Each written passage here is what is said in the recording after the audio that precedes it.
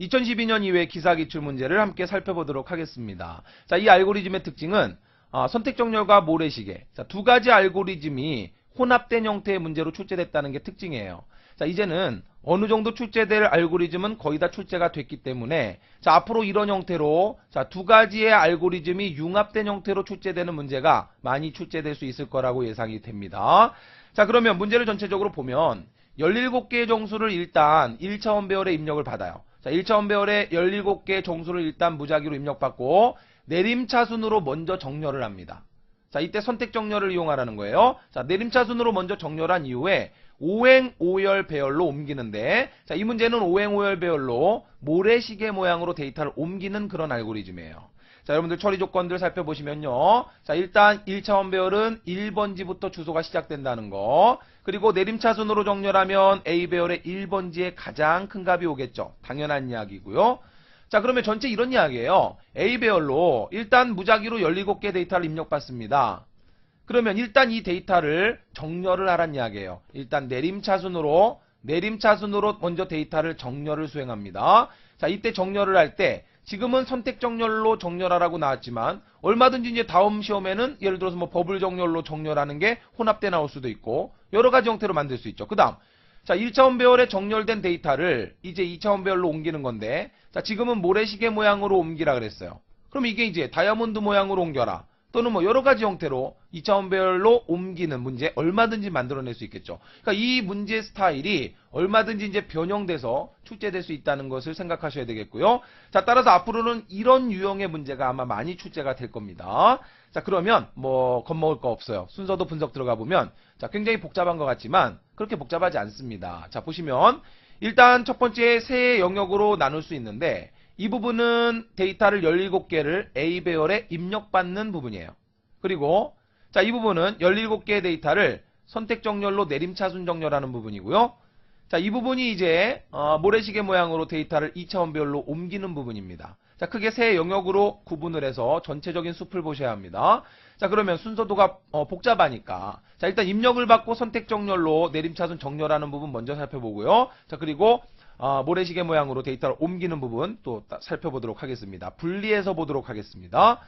자, 일단 이 부분은 데이터를 입력받는 부분이에요. 자, 근데 이 순서도에서 여러분이 가장 주의해서 보셔야 될 부분이 바로 이 데이터를 입력받는 이 부분이에요. 잘 보시면 B의 초기값을 0을 받았죠. B를 1씩 증가시켜서 선 증가시켰고 17개의 데이터를 입력받아야 되는데 B가 17보다 크냐라고 물어서 yes가 되면 종료를 했어요. 자, 이걸 잘 보셔야 됩니다. 얼핏 잘못 생각하면 B의 초기값을 0을 줬고 자, B를 바로 증가시켰어요. 그래서 선 증가를 시켜서 B값을 1을 만든 다음에 그 다음에 A 배열의 1번지 값 데이터를 입력받으니까 자, 이 개념은 선 증가의 개념일 것이다 라고 생각하기가 쉬워요. 그러나 선 증가가 아닙니다. 왜냐하면 만약에 이게 선 증가 형태고 17개의 데이터를 입력받는다면 기본 형태로 보자면 어떻게 해야 돼요? B를 17과 비교할 때 자, B를 0을 주고 선 증가를 시켰다면 B가 17보다 작으냐라고 물어야 되겠죠. 그래서 yes가 되면 반복문을 돌려주고 자, 그 다음에 no가 되면 나가야 되겠죠. 자, 만약에 이게 선 증가라면 이렇게 되는 게 기본형입니다. 그런데 지금 보면 yes, no 방향이 바뀌었어요. 그러면 yes, no 방향이 바뀌었다는 이야기는 자, 이걸 그대로 뒤집어 버리면 되니까 B가 17과 비교했을 때 자, 이쪽이 no이고 no일 때 돌려주고 yes일 때 나가야 된다면 그러면 자, 요놈이 B가 17보다 작으냐였으니까 이걸 뒤집으면 어떻게 돼요? B가 17보다 크거나 같으냐가 돼야 되죠. 그런데 지금 보면 B가 17보다 크냐가 됐어요. 그러면 얘를 뒤집으면 yes, no 방향이 바뀌었다면 자, 지금 B가 17보다 크냐가 나왔습니다. 그러면 yes, no가 이쪽으로 왔고요. yes가 이쪽으로 왔어요. 그럼 만약에 yes, no가 바뀌었다면 이쪽이 yes고 자, 이쪽이 만약에 no라면 얘가 뒤집히면 어떻게 돼요? B가 17보다 작거나 같으냐. 이상하죠. 자, 이런 형태는 바로 어떤 형태예요? 등호가 들어가는 형태는 후증가일 경우에 이런 형태를 갖는다라고 했잖아요. 그죠? 근데 얼핏 보면 분명히 B를 0을 주고 B를 1을 먼저 만들었으니까 선증가의 형태 같단 말이죠. 자, 근데 이 부분은 선증가가 아닙니다. 잘 생각하셔야 돼요. 잘 보세요. 만약에 A 배열의 B값을 무작위로 입력받는 이 입력문이 이 사이로 왔다면 분기문하고 이 처리문 사이로 왔다면 선증가가 맞아요. 예를 들어서 B를 초기값 0을 주고 B는 B 플러스 1을 한 다음에 A 배열의 B번지의 데이터를 입력받고 나서 그리고 여기서 분기문으로 왔다면 선증가 형태가 맞아요. 그런데 지금은 분기문을 지나고 나서 데이터를 입력받는 부분이 나왔죠. 따라서 이거 후증가 형태예요. 왜 그러냐면 잘 보세요. B가 0이죠. 여기서 1이 됐죠. 분기문으로 왔을 때 1번지의 데이터 받았나요? 안 받았어요. 여기서 분기문을 지나고 와야 1번지를 입력받습니다. 여기서 2가 됐죠. 분기문으로 왔을 때 2번지 입력 받았나요? 안 받았죠. 1위로 돌아와야 2번지를 입력받습니다. 다시 돌아와서 3이 됐을 때 3번지 입력 안 받았죠. 그럼 보세요. 여기서 돌아와서 17이 됐을 때 B가 17이 됐을 때 이 분기문으로 왔을 때 17번지 입력 받았나요? 안 받았죠. 따라서 B값이 17이 됐을 때도 1위로 가야 되는 거예요. 그래서 B가 17보다 크냐라고 물어서 노가 되면 돌아가는 거니까 B가 17일 때도 돌아와야 17번지 값 입력을 받고 B값이 18이 되면서 나가는 겁니다. 따라서 후증가의 형태가 된 거예요. 무슨 이야기인지 이해되셨습니까? 자, 이 입력받는 입력문이 만약에 이 사이로 왔다면은 그러면 선증가 형태가 맞습니다. 그렇다면 B를 17과 돌려줬을 때 17보다 작으냐라고 묻는 게 맞아요. 그런데 지금 이 분기문을 지나서 입력을 받았기 때문에 이건 후증가 형태예요. 그렇기 때문에 B가 17보다 작거나 같으냐 이렇게 되는 겁니다. 요 놈을 yes, no 방향을 바꾸니까 B가 17보다 크냐라고 물어서 yes, no 방향이 바뀌어서 이렇게 표현된 거죠. 따라서 이거는 후증가의 형태라고 하는 것을 주의하셔야 됩니다. 이 순서들을 통틀어서 가장 어떻게 보면 어려운 부분이 이 부분이에요. 아무것도 아닌데 우리는 선증가로 혼동할 수 있단 말이죠. 따라서 시험 문제에 만약에 이렇게 가로쳐서 나오면 많은 분들이 틀리실 겁니다. 자, 많은 분들이 선증가니까 자, B가 17보다 작으냐. 자, 이게 기본형인데 yes, no 방향이 바뀌었으니까 아하, B가 17보다 크거나 같으냐겠구나. 그러나 땡. 17보다 크냐죠. 다시 말하면 후증가 형태입니다. B가 17보다 작거나 같으냐가 되는 거예요. 이걸 뒤집으니까 B가 17보다 크냐가 되는 겁니다. 자, 따라서 B값이 17이 됐을 때 돌아와야 17번지를 입력받고 여기서 18이 되면서 나가는 겁니다. 오케이?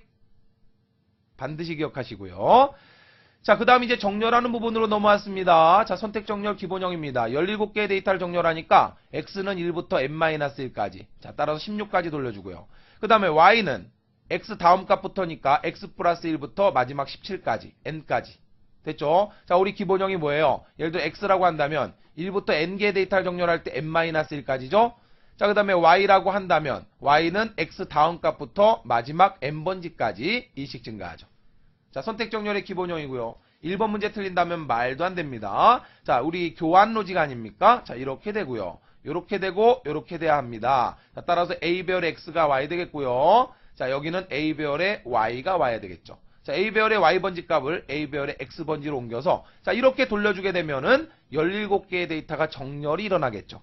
자, 지금까지의 과정을 보면은 자, 무작위로 입력받은 17개의 데이터를 선택 정렬로 돌려주게 되면 자, 이렇게 내림차순으로 정렬이 될 거예요. 자, 우리 전 명령문에서 분기문을 보시면 앞에 있는 값보다 뒤에 있는 값이 더 크면 그러면 교환을 하라고 했기 때문에 자, 이건 뭐예요? 내림차순이죠.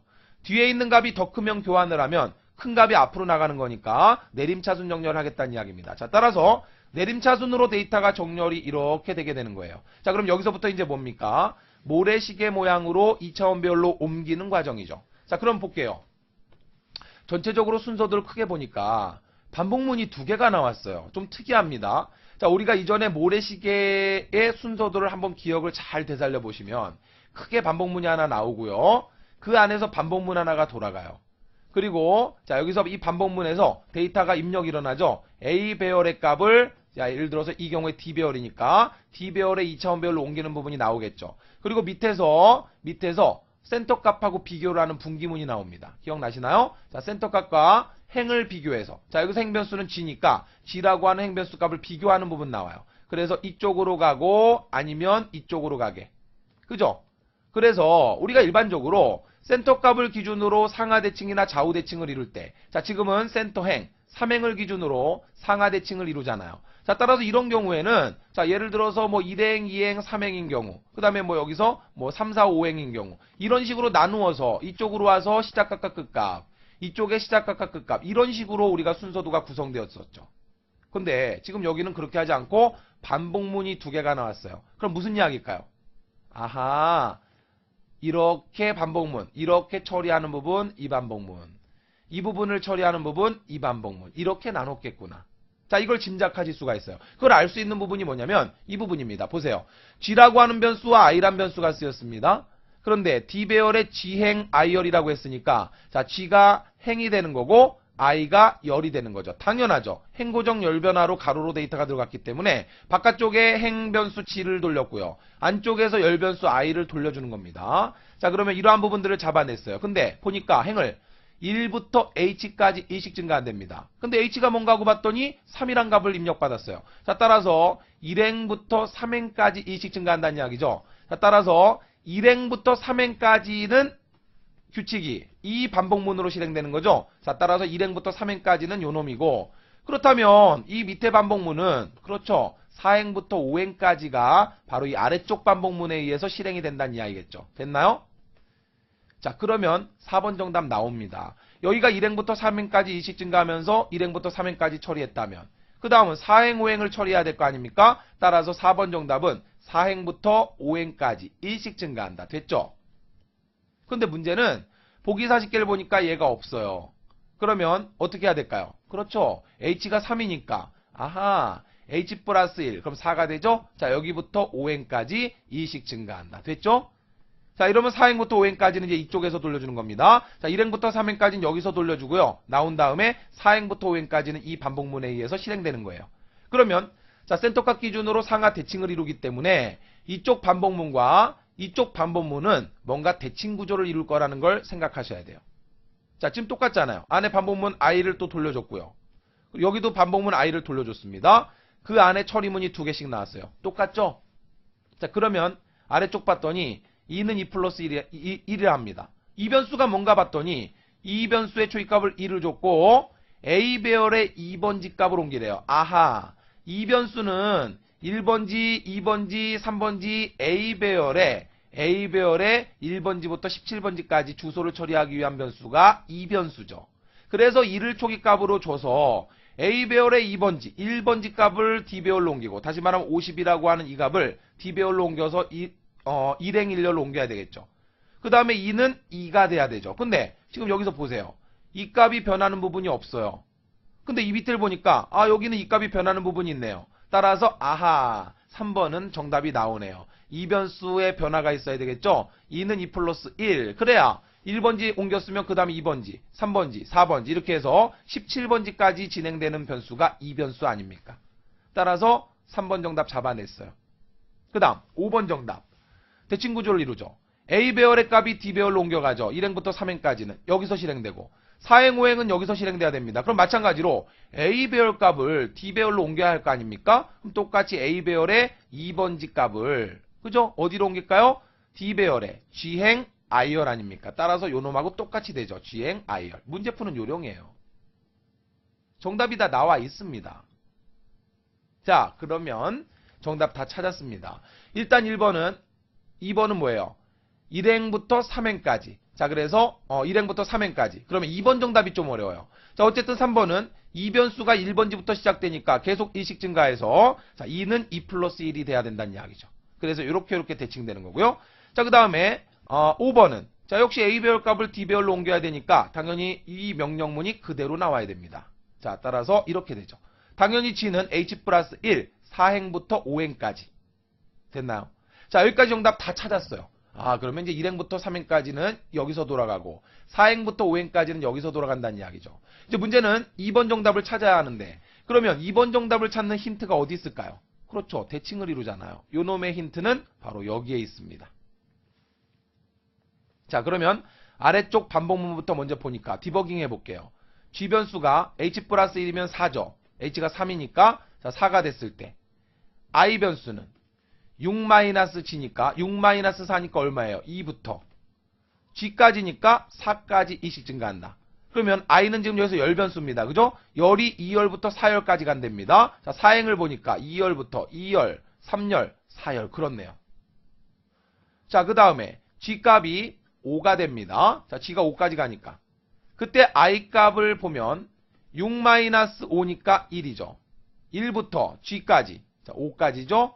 자, 따라서 1열부터 5열까지 1씩 증가한답니다. 자, 봤더니 1열부터 5열까지 1씩 증가하면서 데이터가 들어가죠. 아하, 정확하네요.